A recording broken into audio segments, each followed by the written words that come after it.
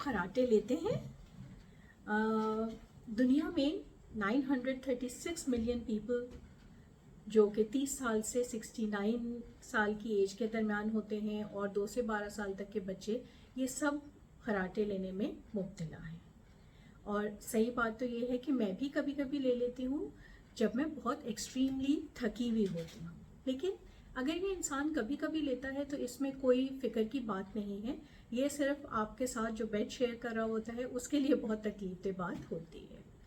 लेकिन अगर यही प्रॉब्लम क्रॉनिक हो जाए और महीनों और सालों ये चलता रहे तो फिर हमारे दिमाग में मुस्तकिल ऑक्सीजन की कमी हो जाती है और इसकी वजह से हमें स्ट्रोक्स हो सकते हैं, हमें हाई ब्लड प्रेशर हो सकता है और हमें दिल के डिफरेंट अमराज हो सकते हैं। तो ये टाइम है कि हमें इसकी फ़िक्र करनी है। नॉर्मली जब हम सांस लेते हैं और हम तो हमारी हवा अंदर जा रही होती है नॉर्मल ब्रीदिंग प्रोसेस के अंदर।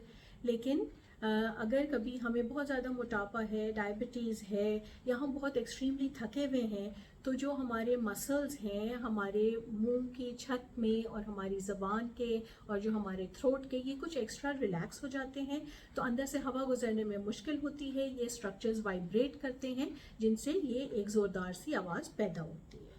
आपको कब फ़िक्र करनी है? हमें तब फ़िक्र करनी है जब ये बहुत ज़्यादा एक्सट्रीमली सख्त आवाज़ होने लगे, तेज़ आवाज़ होने लगे और इसके दरमियान में ऐसा महसूस हो कि हमें सांस ही चंद सेकंड को नहीं आ रही है और हमारा सांस रुक रहा है। तो ये जो कोई हमारे साथ बेड पे होता है, जो खराटे ले रहा होता है उसको तो नहीं पता होता, लेकिन दूसरा इंसान ये महसूस करता है और वो खुद आपको क्या होता है कि आप नींद में से जाग जाते हैं और आप हवा अपने अंदर गहरा गहरा सांस लेने की कोशिश कर रहे होते हैं क्योंकि आपकी ऑक्सीजन की ब्रेन में कमी हो रही है। इसकी वजह से अगर आप नहीं भी जागते तो दूसरा इंसान ये देख सकता है कि आपकी ऐसी हरकतें हो रही हैं कि आप हवा के लिए जो है वो ऑक्सीजन के लिए बहुत ज़्यादा बेचैन हो रहे हैं। तो सुबह आप उठते हैं तो आपको हेडेक हुआ होता है क्योंकि नींद सही नहीं हुई होती और आपका मुंह बहुत खुश्क हो रहा होता है और थ्रोट में इरिटेशन भी फील हो रही होती है। So this is the time when you need to consult the doctor. ये हमारे नाक, मुंह, साइनसेस, इन सब की एनाटॉमी पे बहुत डिपेंड करता है और हमारे वज़न पे डिपेंड करता है, हमारी एक्टिविटी पे डिपेंड करता है, हम कितना रेस्ट लेते हैं, उन सब पे ये डिपेंड करता है। तो हमें इसका इलाज क्या है वो तो डॉक्टर बताएगा। अगर आपका गला ख़राब है, नाक बंद है, नज़ला हो रहा है, उसकी दवाइयाँ आपको दी जाएंगी।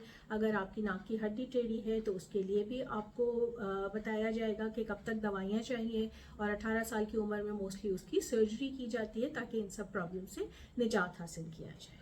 जो लाइफस्टाइल चेंजेस आपने खुद करने हैं जो आपको इससे निकाल सकते हैं वो ये है कि आप सबसे पहले तो अपना वज़न कम कीजिए। फिर आप एक करवट पे सोइए, सीधे मत सोइए। अपने बिस्तर के सर की तरफ को थोड़ा सा ऊंचा कर लीजिए।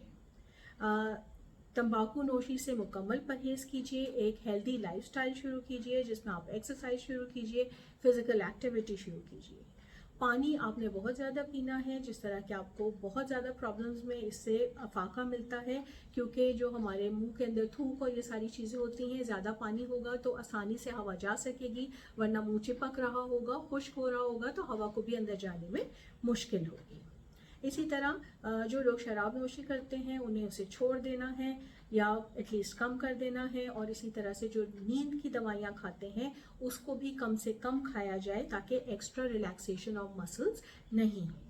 फिर आप रात में हल्दी वाला दूध इस्तेमाल कर सकते हैं। ये एंटीबायोटिक भी होता है, आपको ताकत भी देता है और इन सारे आपके पैसेजेस को सूट डाउन करता है, उसमें स्वेलिंग वगैरह कम करता है तो हवा आसानी से गुजर सकती है। फिर अगर आप मुस्तकिल एसी में सोने के आदी हैं तो एसी में हवा बहुत खुश्क हो जाती है तो उस कंडीशन में आप अपने कमरों में ह्यूमिडिफायर्स का इस्तेमाल कीजिए ताकि हवा में नमी का तनासुब सही रहे और सांस अच्छे से आए। इन सब के साथ आपको जो है माउथ एक्सरसाइजेज आनी चाहिए जो कि बहुत अच्छी और बहुत आसान हैं।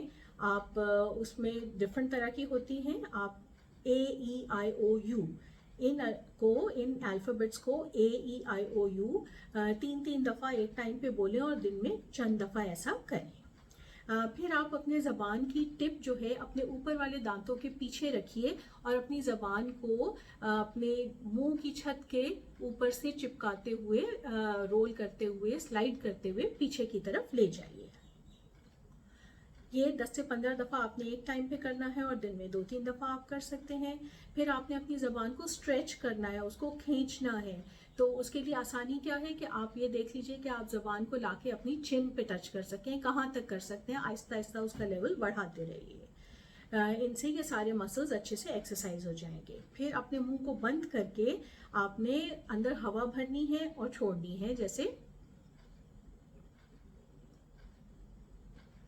Pursuing your lips.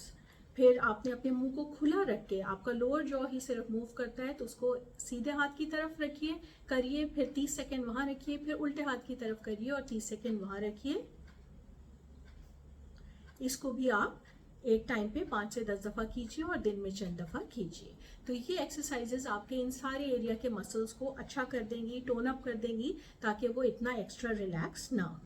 इन सब के बावजूद अगर आपका ये प्रॉब्लम चलता रहता है तो फिर आपको non invasive ventilation techniques use करनी पड़ती हैं। डॉक्टर आपको बताएगा, नेजल स्ट्रिप्स मिलती हैं जिनको ऊपर लगा दिया जाता है और ये आपके नॉस्ट्रल्स को खींच के बड़ा कर देती हैं ताकि ज़्यादा हवा अंदर जाए।